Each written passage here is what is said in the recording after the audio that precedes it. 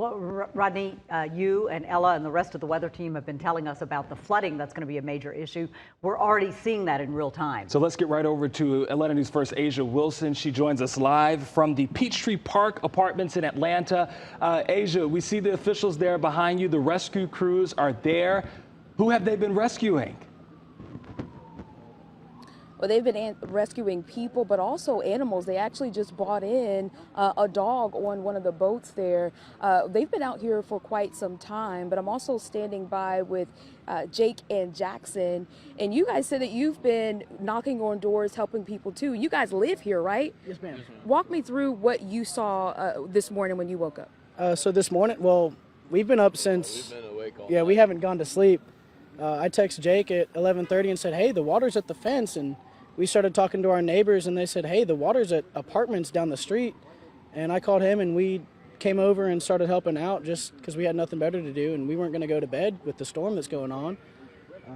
And then, we just walked down here. We saw a couple neighbors trying to move out their stuff, and there was this elderly gentleman who was trying to get everything out of his place. We turned off his power, and then we helped him get to a safe apartment that was above ground and just made sure it was safe for him to get over there. And you both live here at the Peachtree Park Apartments, right? Yes, ma'am. How is your apartments and your cars right now? I know there are several cars out here that are underwater right now. Yeah, so I'm on the ground floor and thankfully the water hasn't reached my apartment yet, but with the storm still trying to pick up, I'm trying to wait until Lowe's opens to go get some sandbags to try and prevent some water from getting in. But I've been telling everyone, stuff towels against the bottoms of your doors to slow water from getting in. But, you know, Jake's on the second floor, so he's kind of lucky.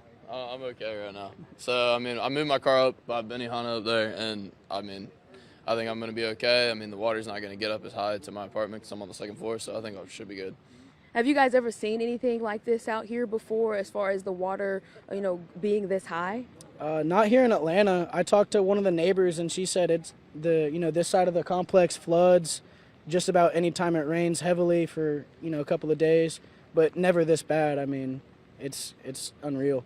When you guys have been going door to door, I guess, trying to help people get out of their apartments along with the first responders here, what have you kind of been seeing as far as inside of the apartments there?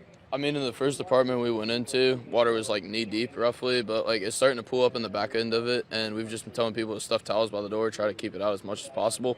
Don't know if it's going to work, but we hope it helps minimize the damages to the apartments. And of course, it's still dark outside, but what can you kind of say to viewers who are still at home, maybe watching right now, may not think, oh, this is not a serious ordeal? What would you say to them?